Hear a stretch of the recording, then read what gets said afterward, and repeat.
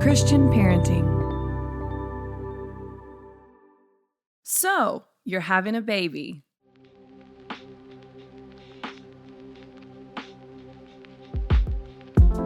I'm Craig Dennison. And I'm Rachel Dennison.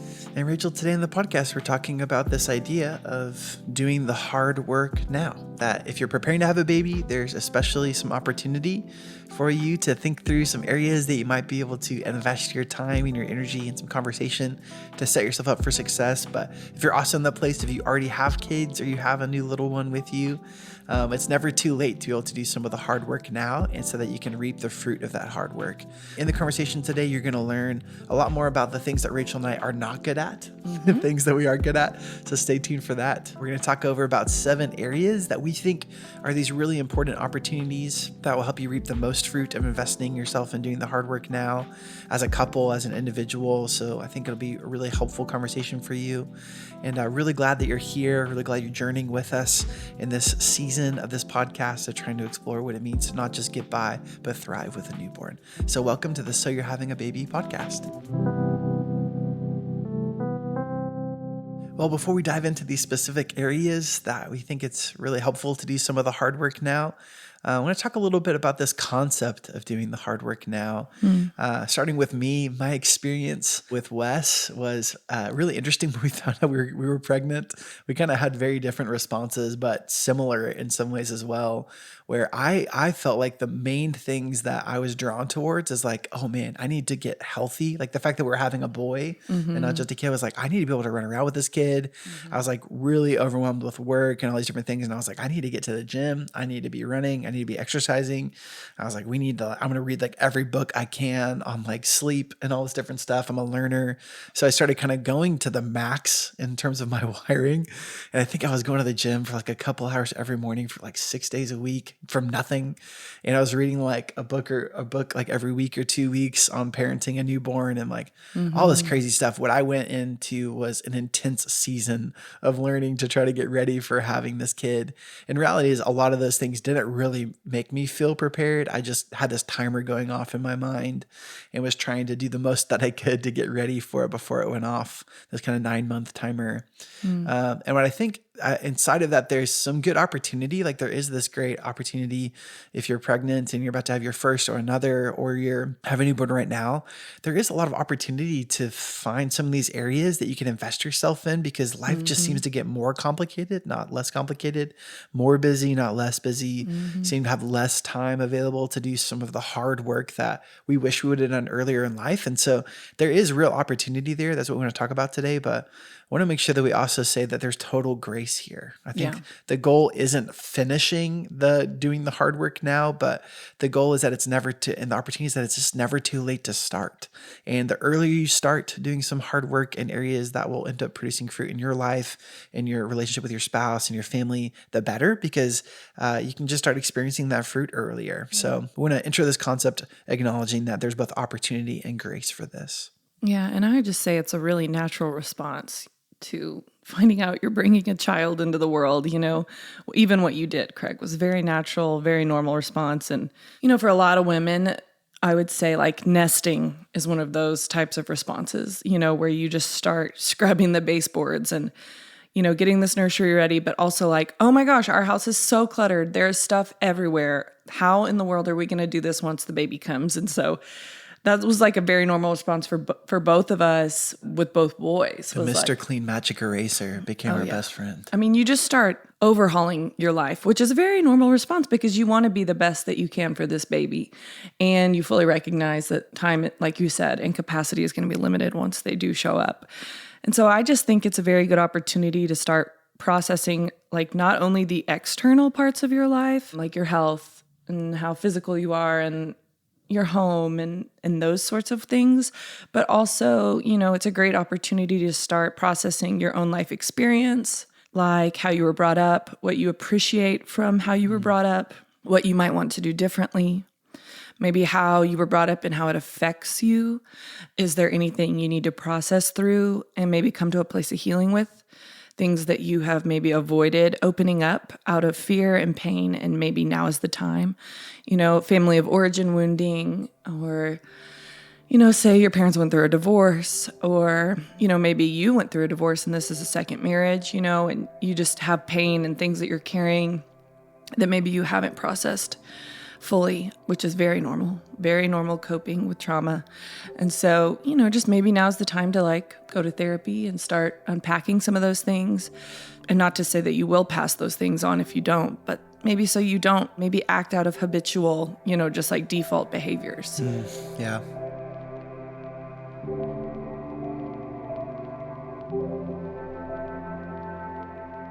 I think there is this maybe overarching opportunity to invest in healing. Like Rachel's saying, we're going to explore that more inside of these different categories. Maybe to dive into this conversation in terms of an overarching principle that I think will be really helpful as we dive into some of these categories is the ability to do the hard work now and getting your priorities straight. What we found is that it's easy to kind of ebb and flow before you have kids or before you have multiple kids or whatever it is. As I said, life just gets more complex. It's easier to ebb and flow into tons of different sets of priorities. And you have a week goes by where you're like, wow, work was crazy this week. I'm going to chill the next week. When there's more factors in life and you have the craziness of kids, your kids start going to daycare or school, or both of us work. And so there's just less flexibility to realign priorities. Yeah. It's harder to fix those things once they start than it was ever in life. And so I think there's this really great opportunity right now to do the hard work of not just figuring out, what should my priorities be, okay, budgeting, although that's important, or health, but what do you actually want as a couple? Yeah. What kind of income do you want to have? Based on the fact of how what's gonna require of you from a time standpoint, and that's gonna pull from your family. If that's an opportunity for you to be able to make that decision, and you have that privilege of being able to determine kind of what career path do you want, and what is that expectations of that career path. It's a great thing to think through priorities now and just figure out, promotions aren't always the best thing. Being able to do more and more at work, even if you have more opportunities to do more and more at work, isn't always the best thing. It doesn't maybe even align with your value system as a couple. And so that's one example. Think about finances. How important is fun to you? How important is financial security to you? How much money do you want to have saved based on your monthly income? Those value systems are things that there's not necessarily a right and a wrong answer there, even though there are some principles that can be helpful.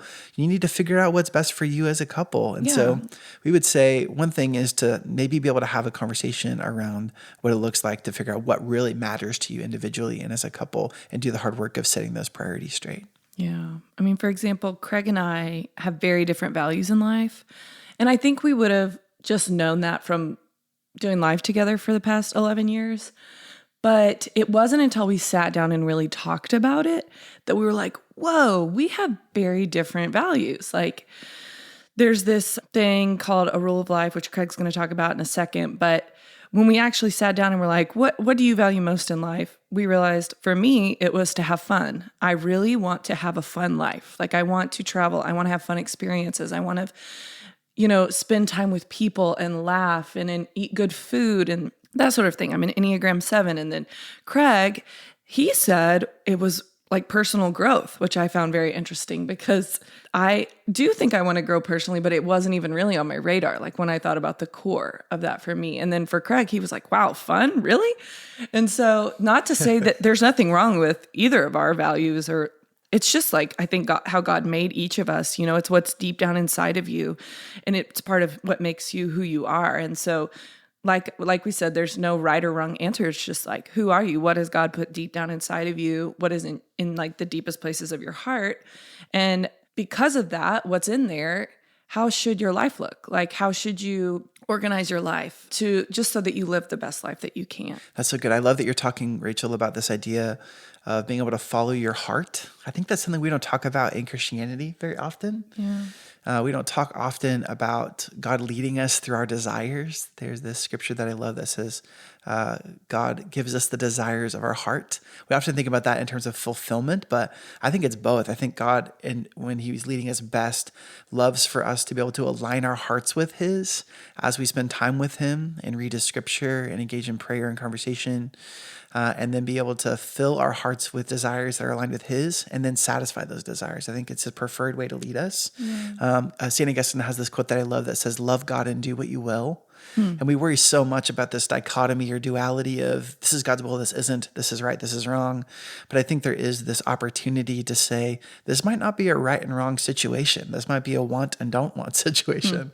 And to be able to think through that. And so as we have this conversation about doing the hard work now, I want to reiterate the opportunity for you to craft this on your own. Yeah. Like Rachel talking about this idea of rule of life is a really helpful framework. So first thing we want to encourage you to do, two practicals, and then we'll jump into these categories. First one is have a values conversation heading into starting a family. If you already have kids, you're already having another baby, you've already had your first baby and you're listening to this, do it now. Do the hard work now of just making some space over coffee, even if it's in 30-minute, chunks of time. If you can get a sitter and buy an evening, just having a simple conversation around the things that you find valuable individually as a couple and as a family is really the framework of how you can do some of this hard work and figure out how to personalize this. A way to do that I absolutely love. There's been a resurgence in the last few years of this kind of ancient Christian concept of what's called a rule of life. I think it was St. Ignatius that introduced it. St. Benedict has some stuff around that. But you see a lot of people talking about that. A lot of my favorite people, they're talking about this idea of replacing New Year's resolutions with a rule of life and having this overarching goal or principle that you feel like God is driving you towards, that you're wired towards, and then structuring these main areas of your life around this overarching principle and this overarching goal. I find that really helpful.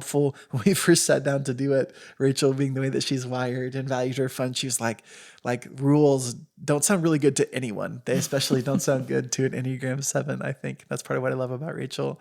And so we had to talk kind of at a deeper level about what even is this and how can this be supportive of the value of spontaneity and fun, having a set of rules of life. But they do support that. Ultimately, you are investing your life in these different areas in some way.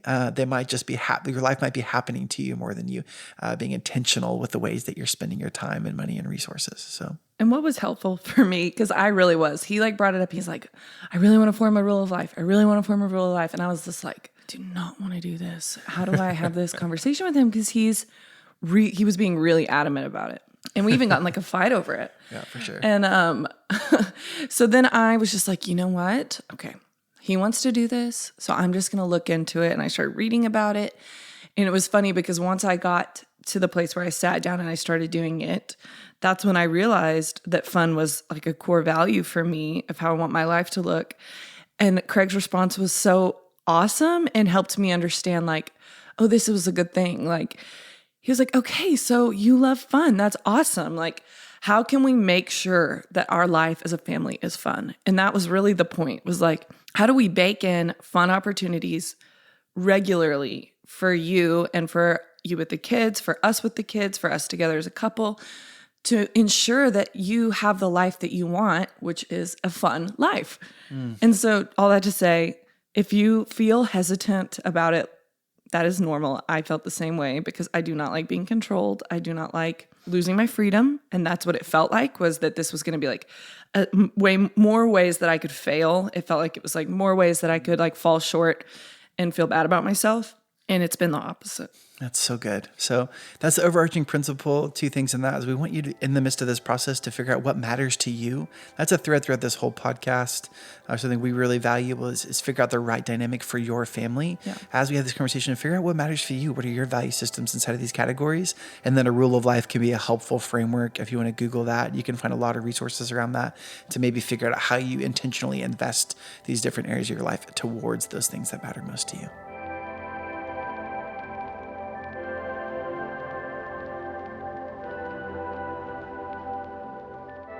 Okay, so the first area that we just believe is an important place to start doing some hard work is in your inner life.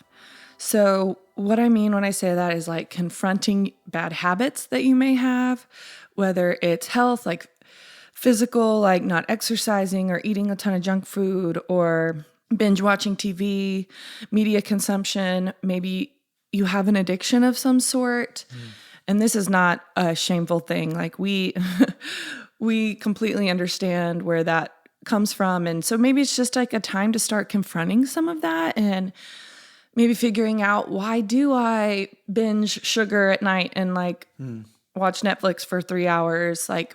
Why can't I break this habit? Or maybe I do look at Instagram for, 3 hours a day, and why can't I stop? Whatever it may be, what is going on in your life. And so maybe now is a good time to start confronting maybe why those bad habits keep reoccurring and why they exist. So maybe getting to the root problem of them, not just trying your hardest to quit. Like, I'm not an advocate for like just quitting cold turkey anything, because I don't really know that it works most of the time. And so maybe taking some space to process and be like, why is this so comforting to me? And if I maybe let go of this thing, what would I be losing? What am I afraid to really like lose within it? And kind of start addressing it that way. It's been helpful for me in therapy with different, even like negative relationships that I have. Maybe you're in some bad relationships that are just not fruitful, not edifying. Maybe they cause you reoccurring shame in your life. And it's time to maybe dive into some of those. And maybe that's a relationship like even with like your mom or your dad or your sibling or one of your best friends. And you're just like, this is just not healthy. And I really want to get this healthy before the baby gets here, or maybe even cut it off. That's also a possibility. Yeah. Also processing pain, like I mentioned earlier, processing grief maybe that you have been suppressing, which again, there is no shame, there is no judgment here. And I fully understand. I have suppressed things for like 15 years that I'm just now starting to open up, because I was really fearful of maybe what I would find if I say it was like a closet that I'd been shoving toys and laundry and I don't know, just junk in for years and not organizing it, and like figuring out what I wanted to hold on to and what I wanted to let go of. And maybe just out of fear of opening it, that it would just overflow and consume you, was pretty much what I was dealing with. So maybe that's family of origin wounds, things that happened to you as a child, church woundings. Very normal to have religious trauma, marriage wounds, maybe things that have happened with you and your spouse that y'all have kind of swept under the rug, that maybe you need to kind of pull out from underneath the rug and kind of look at and deal with. And it's not fun, y'all. This is why we call this the hard work. This is not fun stuff to do. It's just really not, but it's so important. Maybe you have trauma from something that's going on or went on when you were younger or when you're in high school, maybe as a young adult. So we just want to encourage you guys. That's what we mean by the inner work, inner hard work, just to kind of look inside and see what's there. Yeah, I think I want to say that we're starting in terms of these categories with what we think are the most important areas to do the hard work.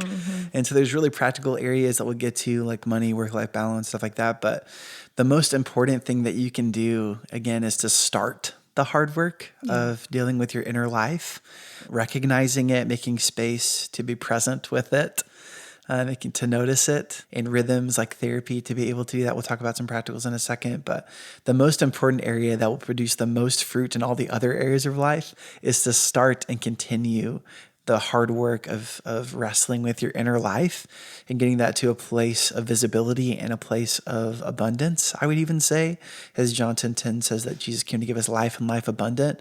I think when you look at the story of Scripture, you see that that's a lot less about exterior abundance, how much money we make, the kind of homes that we have, our comfortability in life. It's a lot more about our inner abundance and the fruit of the Spirit and things that are related to that. So I want to encourage you, like Rachel's saying, to be able to help process pain and grief.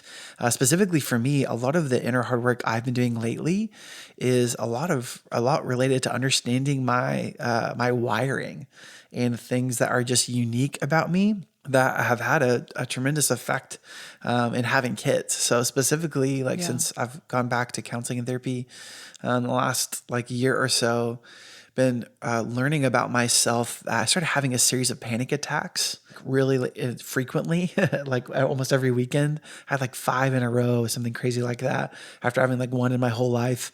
And they're all noise induced, where, Wells, our 1.5-year-old, would knock a Yeti cup off of a shelf and I'd be stressed, making coffee or something, and the cup would hit the floor and everything would just kind of go spiraling or spinning. And there's a lot of examples of that. Some really funny stories that we laugh about now as it relates to some of those. We're trying to get out the door to go look at shopping, actually for a new front door. And and our Wells is mad because we thought he was leaving, and then we're measuring the door and he's crying and yelling, and the dog barks, sends me into a panic attack and all kinds of crazy stuff.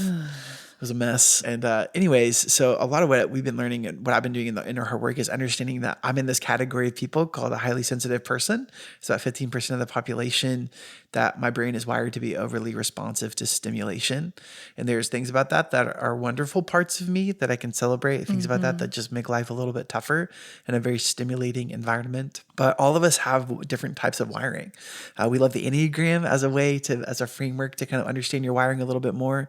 So some of the hard work you might want to do as you're about to have kids is realize that kids can massively benefit from your uniqueness. God has uniquely wired you for a reason. Your kids are, I think, given to you intentionally and are meant to benefit from that wiring. There's also things about having kids that can really stretch kind of the shadow side of your wiring. Yeah. So all of us have, with strengths come weaknesses. So we talk about that often, with Rachel's affinity for fun. There's things that, she and we have to be conscious of with that. For our affinity for really meaningful life experiences, we have to be conscious about our budget. We'll talk about that in a little bit. But there's things about our wiring that can make it really tough. Like we love shopping, both of us. And so for our kids, like part of our wiring in terms of enjoying life and being aesthetic people and that being value system that we have is that we love like buying our kids cool clothes and doing all that kind of stuff. And so there's like shadow sides, some of them that are light and easy, some that can be really tough and tragic and difficult to wrestle with. And so it's really important, I think, facet of this inner hard work is to understand your wiring, understand and try to imagine how kids might affect that wiring and benefit from the positive sides of that, as well as things that you can have awareness around for the shadow side of it. Yeah, because your kids are going to have their own wiring as well. That's true. Yeah. Which is always interesting. It's like the clash of the titans in my house because me and Wesley are wired very similarly. And my goodness, y'all, I did not know anger like I know it with Wesley when he tests me, when he pushes me, like I would say emotionally, not like physically. He's not a physical kid, but he is a strong-willed bossy child, and so was I. And so it's funny the things that come out of you that children squeeze out of you. It's just like, oh, I want to put you in a cage and lock you away because you're being so naughty. Okay? And so here's the thing. Your kids are going to squeeze stuff out of you no matter what. Let's hopefully work on the inside stuff so when they squeeze us, what comes out is good. That's kind of like my thinking around this is like, you are going to be squeezed and pushed to your limit and you will be amazed at what comes out. Some of it will bring up lots of shame. Like I said, I've never known anger and frustration like I do when Wesley is disobedient and when he is testing me. And I am always just horrified. Just like with yelling or being more compliance-based. Like, if you don't do this, you're going to do this. You're going to go to timeout. You're going to lose this toy. Like, so just seeing what comes out of you naturally is very interesting, but also eye-opening and something like, for example, I have been working on a lot in therapy. Shameless therapy plug. I am like the queen of therapy. Therapy is my jam. I did not go to therapy until August of 2019.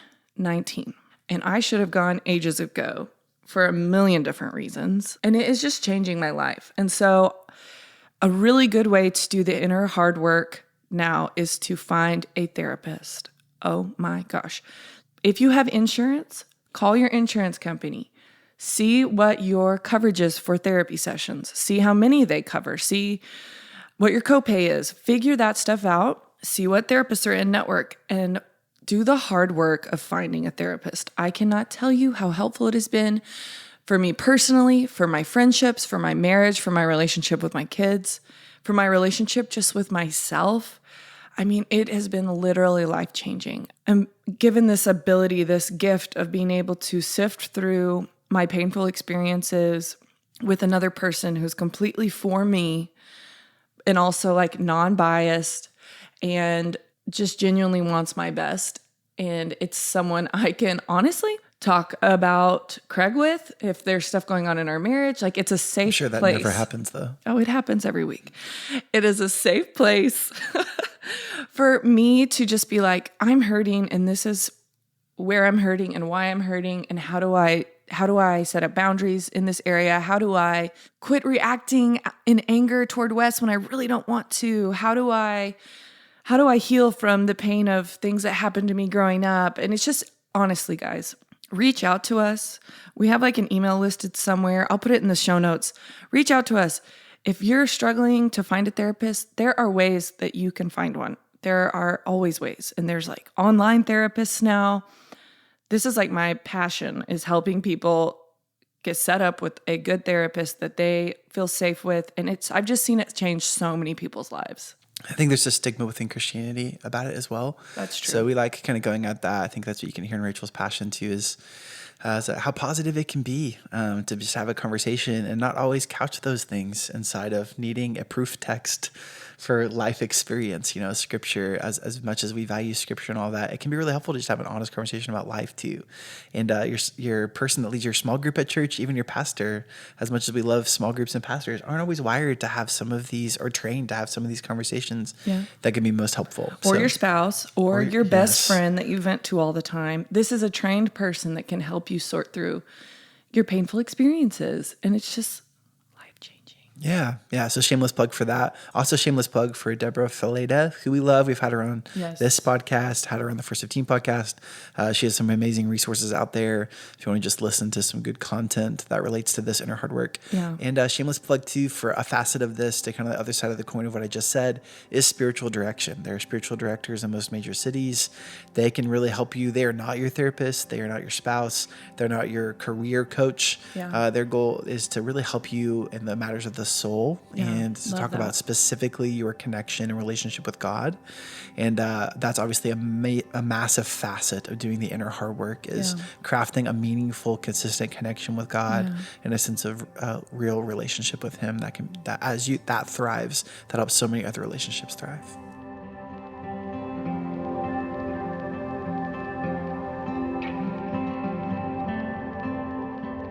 And speaking of relationships, the next thing we want to talk about is this really important relationship of marriage, and how you might be able to do the hard work now inside of your relationship with your spouse. This is such a key area that as you invest more time here, as you're able to have better conversations, better awareness of how your spouse is wired, of their value systems, the more that's helpful, especially when the baby comes, because there's just less capacity to be able to have clear communication. You have to be able to be clearer inside of the words that you say. Also be clear in being able to notice the things that your spouse might need, be able to be an advocate for each other and helping meet those needs. And so marriage is a critical category to talk about what it means to do the hard work now. We want to re-tease the episode I just mentioned with Deborah Fileta, talking about marriage in the context of having a new baby. Loved that conversation with her. She has great resources around that. And then specifically in that conversation, we talked a lot about the importance of good communication and being able to do the hard work to establish good communication norms with your spouse. That's a really important area as it relates to doing the hard work now. If you guys can learn how to have healthy conflict and still be for each other, if you can learn how to what to say in terms of even this idea of this phrase of impact and intention, and separating out and using the language of, I know your intention when you did this or said this was this, but this impact on me was this. Good communication goes so far, especially with a newborn, and being able to have a healthy, thriving marriage. And a healthy, thriving marriage is the cornerstone, I think, of having a healthy and thriving family. Yeah. I've been seeing circulating on social media this kind of quote, but it just says that like voicing your needs and having clear communication is never going to ruin a real connection. And I think like for me, that was my biggest fear, that maybe if I did speak up about something and it inconvenienced Craig, or I didn't like the way he was doing a certain thing or whatever it might be, that it would mess up our connection. It would ruin it. And this is stuff I've had to work through in therapy, but it's been huge for me to realize like, oh, I can just talk to him and he always receives me and he always is so humble and receptive to what I have to say. And it's just really changed the game for our marriage, I feel like. So it's really important, like he's talking about communication, to get on the same page about things like home responsibilities. I can't tell you how much that this specific issue has the potential to breed so much tension and so much resentment if it's left unchecked in your marriage. We have talked about it a bit in my past episodes, but sit down with your spouse and talk through home responsibilities and divvy stuff up. We talked about it with Deborah, like this gender roles thing of like, oh, well, the wife just does the dishes or blah, blah, blah, blah. No, You are equal parts in this marriage. Sit down and talk about laundry, talk about dishes, talk about bath time for the baby, talk about who's going to change diapers, who's going to take which feedings. Sit down and really talk about these things because, yes, the baby is all consuming. The baby takes up more than you could possibly imagine. But guess what? The world still keeps spinning. You still fill up your trash can. You still fill up the sink with dishes. You still need to get groceries. You still need to eat meals. You still need all these things. The dog still needs to be walked.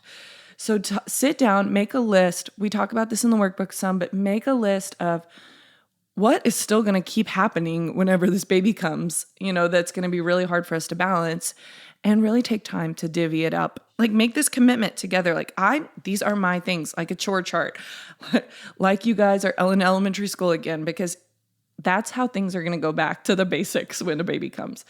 And you say, I have ownership. These are my responsibilities. These are the things that I am responsible for doing in our home. Yeah, and I hope this doesn't sound too intense, but when the baby gets here and now having two kids, we very rarely feel not tired. Oh yeah, for sure. And there's this thing that happens when both of you feel tired. You recognize that you're tired, but it just lowers your capacity to recognize that the other person is busy and tired. And if there's a task that you're doing, it's really easy to get to this place to where you feel like you're working harder than your spouse. For the home, for the family, for provision, financially, in terms of work, whatever it might be. And both of you, I know there's like this desire at most moments to have some form of rest. And so it's just like, if you don't have clarity, you're not communicating well around how you feel and how busy life really is.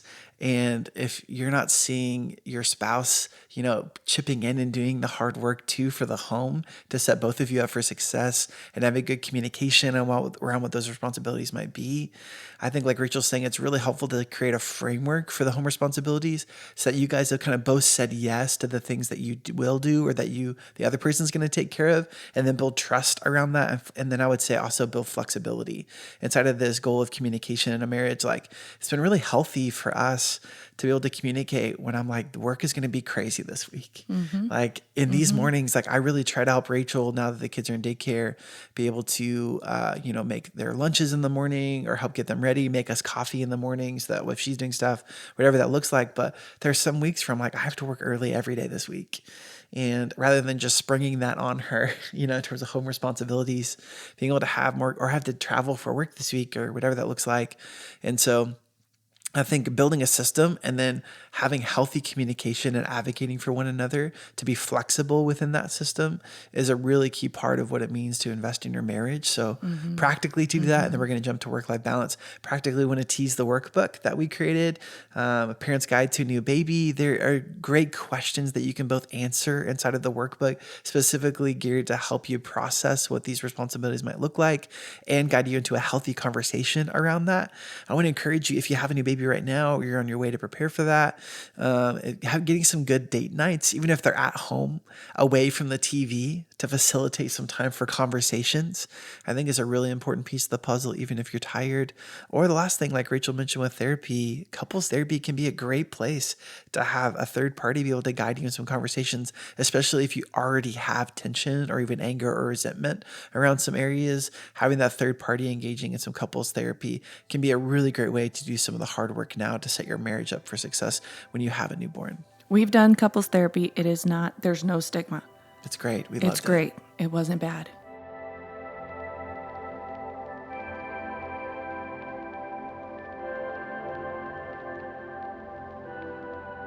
All right, so quick plug for something that Rachel and I are super excited about. Parents often feel the pressure to parent well, but life, especially right now, makes parenting well so hard. This is why we are so excited to announce that we will be speaking at the online Perfectly Imperfect Christian Parenting event on October 23rd and 24th. This completely digital event was designed for parents like us at a time to set aside perfection and receive the practical and spiritual help that we need in an easy and accessible digital format. And we're so excited to be able to be participating inside of this event.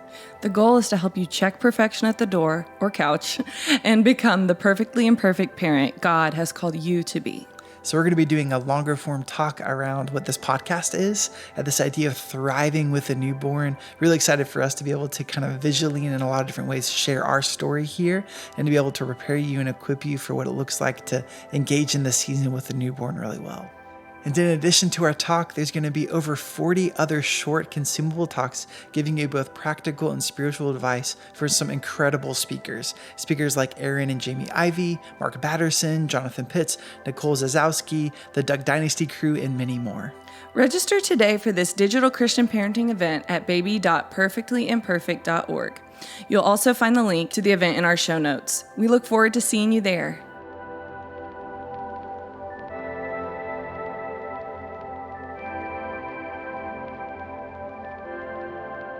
All right, so next section we think it's really important to do the hard work now in your work-life balance. I would say it's the balance is really tough when you have kids, and with every kid it changes. And so like we said, it's really important to figure out your personal value system here. Here's where I want to start. The world that we live in says that a promotion is always a good thing. The world we live in says that you are defined by what you do, not who you are. We live in a society and even in an expression of our Christian faith, if you live in kind of the Western world and our Western expression of our faith, that says, income going up at all times is good. More and more work and busyness is a good thing. Busyness equates to value. We used to say when people said, how are you doing? You would say good. If you kind of tried to put up some walls and not have vulnerable conversations, which is even natural and normal at times. Now what I hear most often when people say, hey, how are you doing? I'll get busy. And people are like, oh, good, you're busy. We've gotten to this place to where busyness means that you're valuable and you're doing a lot and you're being a productive member of society and people want things from you and you're not lazy. And these things we value, especially in America and in our individualized kind of Western expression of life and faith. But with kids and in a relationship and in family, work can get out of balance really quickly. Mm-hmm. And for me specifically, for, not to be stereotypical, but if you're in that place where you're having kids and your career is also kind of advancing, whether you're a man or a woman, the husband or the wife or dad or mom, like whatever your dynamic is, there's kind of this really hard inflection point that we've been experiencing of careers advancing. And there's a lot more opportunities than there were when we were in our, mid 20s, late 20s. Family is growing. We have 2 kids now. We have a house, if that's, an opportunity that you've had or whatever that looks like. There's always home stuff. There's travel now for work, and that's a factor where it wasn't before. And so it can be really tough to figure out how to create the right framework around this. And I would say that there really is, while there is kind of a category that I think is unhealthy for everyone as it relates to work and can get a balance, or a category that can be really unhealthy as it relates to laziness and a lack of work, if you have the opportunity for that, inside of the middle of this where most of us live, there really isn't a right or wrong answer here. It's really important that as a couple you figure out what makes the most sense to you. Some families might not mind dad or mom working 60 plus hours. That might be something that you guys actually want and you enjoy what that produces for your life and you enjoy the work that you do. We love the work that we do. And so it's really easy to get investing all of our free time into work. It's easy for me to do that. But I would say that for most, if a dad or mom or both are working 60 plus hours at a stressful job, that can have a significant negative impact if prolonged on your family. And so in this, I want to pose the question to you as you're considering work-life balance of what is money really for, at the end of the day. I think when you look at our society and those that have the most amount of money in their bank account, we can see very clearly that money does not equate even to happiness, let alone inside of our expression of our faith, does not equate to purpose, does not equate to value as an individual. That money is ultimately this opportunity, this asset to invest that how God would will us, but into this quality of life. And working too much for the sake of more money while suffering in your quality of life and the quality of your family life is not a good thing. That is not a healthy work-life balance. And so it's an opportunity here to be able to process that as a couple and as an individual to figure out what works the most sense for you. That's so great, Craig. I really appreciate you even saying that and laying it out really clearly. So for those of you listening, my experience is kind of varied. It's kind of goofy, and I feel very privileged to be able to choose these sorts of things. I know not everybody has that, but after having Wes, I stayed home with him. I thought I would go back to work, but I didn't really. I kind of sort of did while he was at Mother's Day out when he got a little bit older. And then I will say that after having Wells, I was drowning and I was very unhappy, and I felt myself just getting lost in the day to day. And I then chose, I want to start working part-time, And so I know that every mom is going to feel mom guilt no matter what, whether they work or not. And honestly, I feel like most working moms that I know have had to wrestle with mom guilt in some way, whether they work by choice or not by choice. And so the thing is, you have this freedom to be able to structure your life around what you want or what you need as a family, what your values are, what you're called to. And your kids are only going to ever want more of both of you and your husband. And that's like, they just want more of everything no matter what. You give them a piece of candy, they want more. You give them a toy, they want more toys. And so I think that you can't let that drive your mom guilt or your dad guilt, because your kids are always going to want more from you no matter what, 100% of the time. And when you kind of can remember that and keep that in check and know that their tantrum or their crying hysterically is because you have a secure, healthy attachment with your child, you're able to kind of put that in the right place and know, I'm modeling for my child, what it looks like to work hard and for their family, to provide for their family, what it looks like to go after their dreams. And so I think that, just learning to kind of wrestle with and deal with that guilt that you may feel as a parent if you are going back to work, and just put it in a healthy place is really, really important and something to pay attention to, because I don't think that there's anything wrong with being a working parent. And I think that your kids will be just fine. And so, yeah, it's a sensitive subject, I feel like, for lots of moms, because I've talked to so many of you and that have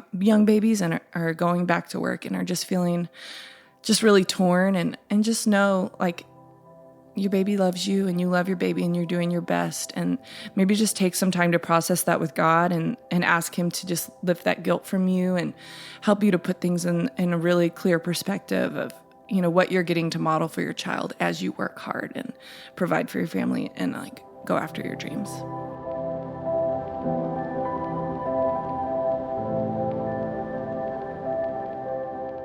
Okay, so next very fun topic to do hard work in is family boundaries. Okay, so I'm going to say this right now as a preface. Craig and I are going to speak generally on this subject to be honoring to our families, but know that we definitely have had to work through this. This is a very real need for us, just as it is for everybody else. Previously, too, I think it was episode 2. We have an episode called Other People Are Crazy, where I would say, go way more in depth on this issue of family boundaries. And then also in our workbook, we talk about it quite thoroughly. And it comes with discussion questions and ways that you and your spouse can kind of work through it together. And I found in all my research about it, this amazing quote from Henry Cloud from the book Boundaries, and I'll just read it to you guys. It says that when we begin to set boundaries with people we love, a really hard thing happens. They hurt. They may feel a hole where you used to plug up their aloneness, their disorganization, or their financial irresponsibility. Whatever it is, they will feel a loss. If you love them, this will be difficult for you to watch. But when you are dealing with someone who is hurting, remember that your boundaries are both necessary for you and helpful for them. If you have been enabling them to be irresponsible, your limit setting may nudge them toward responsibility. So I think this is obviously talking about maybe if you're dealing with a family member or a friend that has an addiction, say like a gambling addiction or, a shopping addiction, or maybe they're deeply codependent on you and kind of seek you as a shelter for all of their trauma and their venting and that sort of thing. But there's definitely very real ways that we need to set up boundaries as a family. And it's very, very important. It may not look as unhealthy as that quote just, relayed, but you could very much need to maybe, I don't know, like we talked about in that first episode, set some boundaries with your parents if they continue to treat you like a child still, or maybe they want to be at your house constantly with the new baby, or, maybe they're not showing up enough for you, or maybe they're really confrontational and it's just not a healthy relationship with you. So I think it's just really important to remember why boundaries are so hard at first. Just keep it all in the back of your mind as you're dealing with it, and why they're still so important for your mental health and your emotional health, and that you can do hard things. You can do it. Setting boundaries especially with someone like your parents or a sibling or a family member in general, is not fun. It is never going to be fun, but you can do it. And so good. I think what you're describing is that when kids enter the picture, family dynamics change. Yeah, they do. And they might change more than you would think they would change. Because even if you're a married couple inside of your marriage and you're engaging, with your sets of parents and friends and siblings and whatever that looks like, everyone's kind of doing their own thing. When a baby comes, people beautifully want to be around the baby. And so grandparents want to see their kids, which is really beautiful in general, I think. So you may go from hardly seeing your parents or in-laws to seeing them really often. And the other side of that is you might actually have expectations for their help, that they might want to be really present and helping. And those expectations might turn out to be different than you would expect. Yeah. And that can be really difficult. And things about holidays can be really tough. Like all of a sudden you can go from, your parents really wanting to see you around Christmas or Thanksgiving or some of those pieces, if that's your reality, to like they can be pretty adamant around wanting real dedicated time. You might have to advocate for your own Christmas because I think grandparents, everyone loves little kids around Christmas. It's so fun and sweet. And so if a value system for you, if you want that and love that, that's great. If you want to be around, the whole big family for these big family holiday celebrations, if that's your thing, that's awesome. If you want to have your own time as just your small family unit around the holidays, you're probably going to have to communicate that. Yeah. And I think the principle that can be tough to learn is that no one has the ability to determine what you need and what you want for your family like you do. Yes. And so they're going to make more requests than you should or can say yes to. They might not offer enough help where you might wish you would have more. And so you might need to voice and ask for more help than they might just see or notice. And there tends to be this, I think, tendency to just think that people know what's going on in your mind and your heart. But if you don't verbalize that, either in setting boundaries to say no or in asking for help, so saying yes, can be really tough to kind of set the right dynamic with your family. Yeah. And even another example would be the way you want to sleep train your baby, or the way you want to really try to breastfeed, and it's going to be hard and you signed up for it anyways. And maybe your mom or your mother-in-law is like, you just shouldn't let him cry like that. Or maybe you should let him cry like that. People are going to have opinions about the ways that you want to do things with your kids. And you're going to have to be really clear. If that is because I would say it can be really traumatic. It can be really like, oh my gosh, so-and-so's driving me crazy. They won't quit telling me how to do this with my baby. Every time they're here, they're trying to correct me and take control of the situation. You may have to set some clear boundaries and be like, hey, Mom, I know that you did it this way with your kids, but I'm going to do it this way with mine. And so that's a very common example of how I see family boundaries, having to set them play out in those early days. And so just maybe be prepared to have those conversations. And a way that you can frame that too in terms of conversations can be, I might be wrong about this, but I still want this. Yeah. I still want to do this way. And so you can acknowledge up front, they have raised adult kids now, and so there's this tendency, I think, among grandparents, and rightfully so, to feel like, hey, I might be able to help you here. Right. But those preferences don't always align, and you deserve and have the right. And even I think you have the opportunity to be able to create the dynamic in your family that you think is best for your family. So good. And that's actually part of your responsibility, I should say, as a parent. And so the ability to do that, and if you say that I might be wrong, I might change my mind 3 months from now, but I do want to do this way, I need you to respect that, I think can be really helpful. Ooh. So how you do this is have a conversation together. I think as a couple, figure out some things that, based on your existing experience, if your parents and in-laws are going to be around more, what might that be like if you don't yet have a baby? If you can buy some space to realize we have a baby right now. We didn't realize it was going to be this way. Have a conversation as a couple to figure out how you can be kind of a unified front in this conversation and be supportive of one another and reinforce values. Because I do see we have some experiences with specifically, say, with some friends around us, that they tend to pull more to their parents than they do to each other. And they haven't fully detached from that relationship and attached to themselves as a couple. And that can be be really divisive, I think, if you're not supporting one another and you're not unified on the preferences and value systems you want to have as your family as you're starting that. So first start with a conversation with each other, be clear about that. And then I would say find the courage and be willing to have a clear conversation with your parents and in-laws. Don't let their pressure or their urgency lead you somewhere that's unhealthy or different than your value systems. I learned this, and a mentor told me this, but there's no flip that switches where you reach a certain age that tells your parents that you're an adult now. Yeah. You actually have to teach your parents that you're an adult. And sometimes they don't flip that switch easily. It can be hard for your parents to recognize that you're an adult, especially because they love their grandkids too. So it can be hard at times, I think, for them to have that trust factor. So you might need to help them see that you have your own family values, be explicit that those might be different than theirs. That's not a criticism of their values. It really is more about personal preferences and personal values, but you're asking them to respect those values.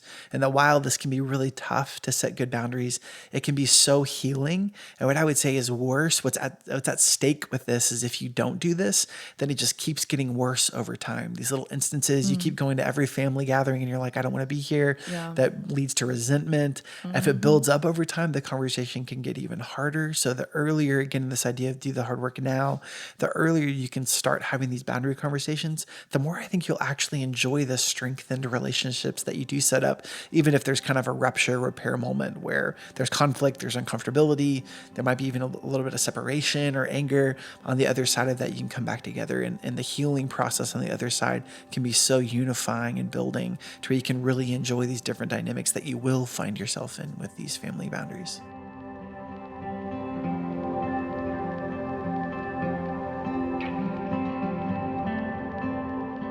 All right, so next we're to the topic of finances. Ugh, we really need to have a budget meeting this weekend, actually. No, that's okay. We really need to. So if you're good at this already, good for you.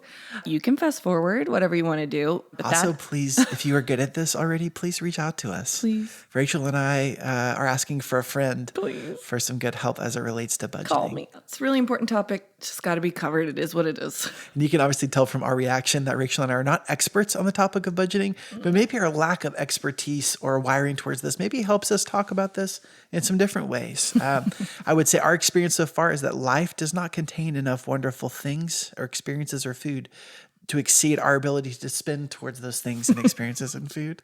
So, but what I can say is that this is a really important conversation. When you look at surveys and people have and marriages that have been polled, families that have been polled, the leading single cause in stress in marriages is money. Money really matters. And we're preaching to ourselves here.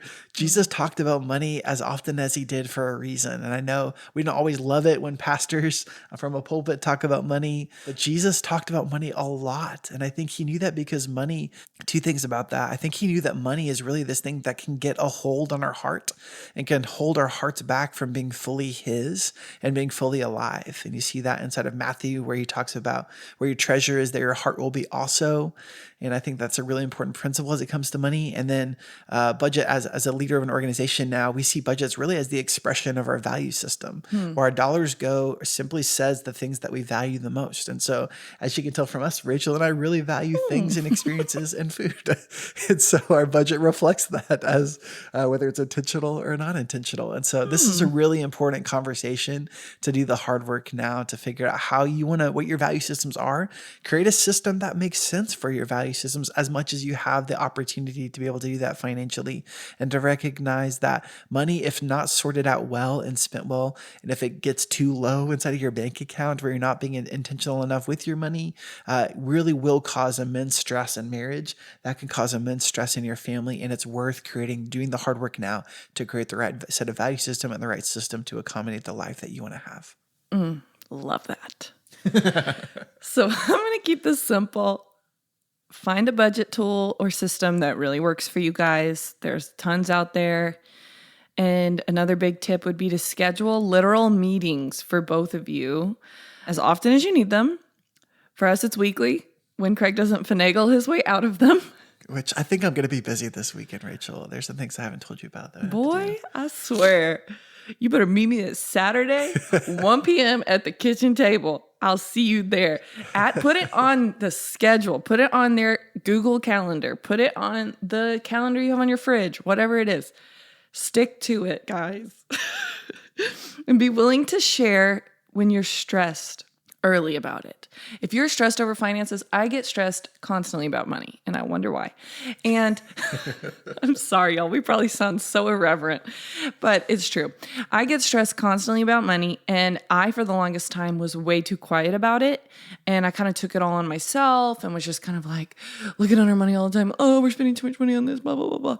Don't do that. Just be open with your spouse and be like, hey, dude, or ma'am, I'm getting very stressed regularly about our money. I think we maybe need to push our budget meeting up. We need to maybe have them more frequently, whatever it may be. These are just practical ways that can kind of help you guys get those priorities straight and do the hard work consistently. And another really important factor, I think, is that it's both of your money. Like, it's not just his money. It's not just her money. And so what I mean about that is, like, we should both know how it can be spent and how it is being saved, how it should be saved. If you're stressed and struggling, talk about it. Like, I just really think that both people should be in the know. Like, this is what we pay for our mortgage or our rent. This is how much we spend on groceries. You both need to kind of take ownership and responsibility for your money. I get it that one person may be better at paying the bills and making sure they're all organized, but I think you both need to share the weight of responsibility for your finances when it comes to spending, when it comes to saving, when it comes to how we want to use it, when it comes to tithing. All of that is really important, that you both feel ownership over it and feel the weight of it. So it's not just becoming one person's issue that they just have to deal with. And I think you hear that from us in so many different spheres, like we were talking about with doing the dishes, whatever it is. Marriage is a shared thing. Money is a shared thing. Children are a shared thing. Responsibility is shared in marriage. And we cannot harp on that enough. There's also two other solutions to Rachel's solution. First off, this weekend, I already told God I was going to fast and pray at 1 p.m. on Saturday. I'm annoyed. So my responsibility is to him first. So I will not do that. Second, you won't be stressed about money, Rachel, if you just don't look at the bank account. Just don't look at it. See what I'm talking about, y'all? This is what I'm talking about.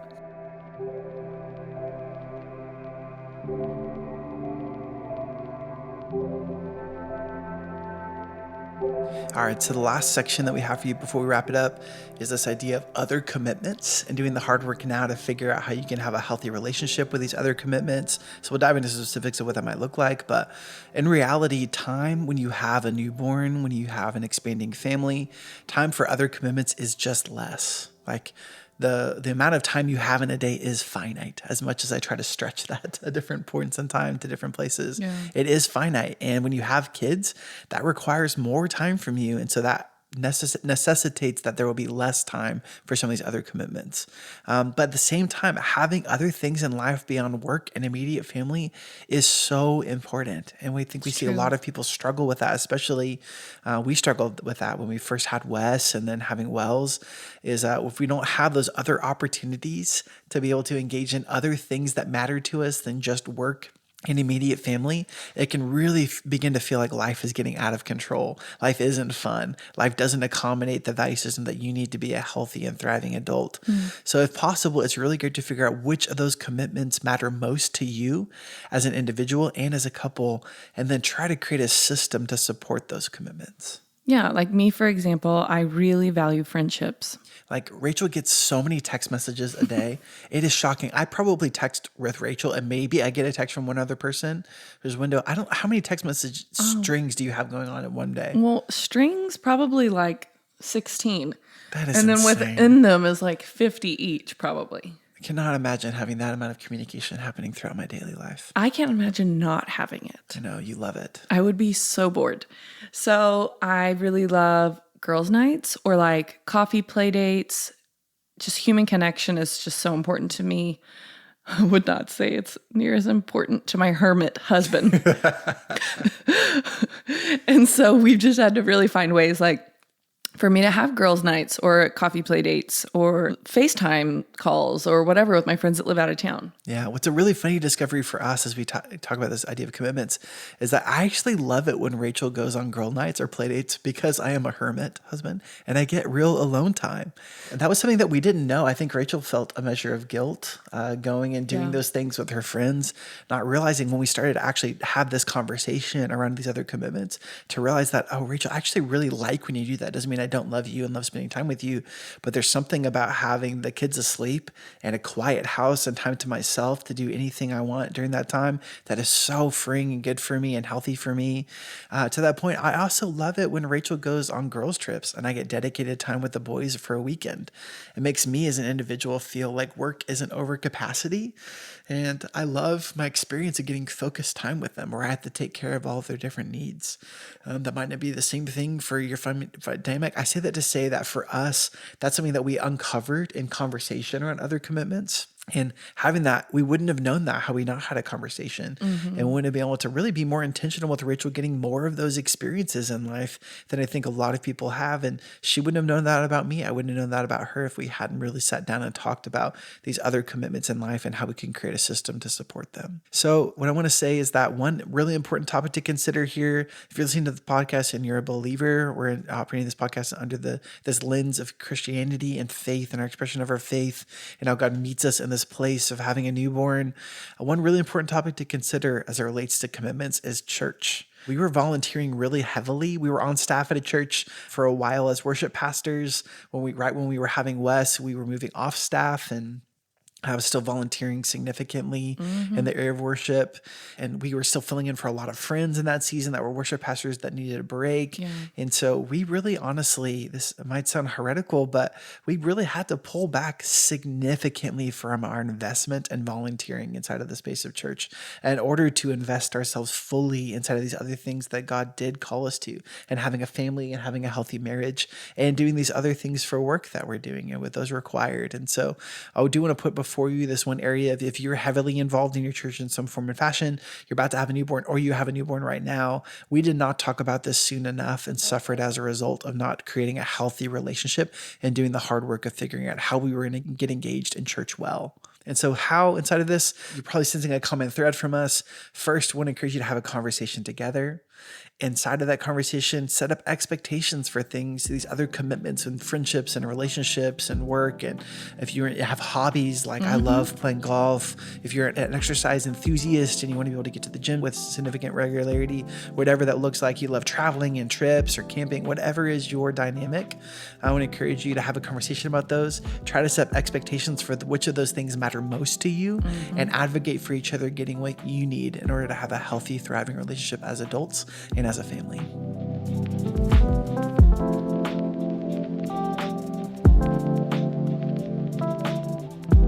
Well, thank you guys so much for listening to our episode on doing the hard work right now.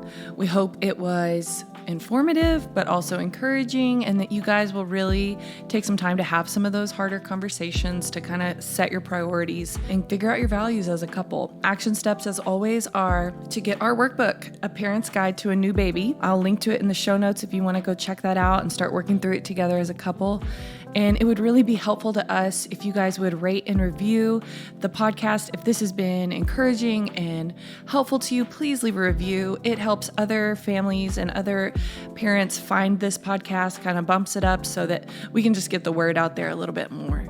As always, we know that parenting a newborn is real hard, but we're here to help.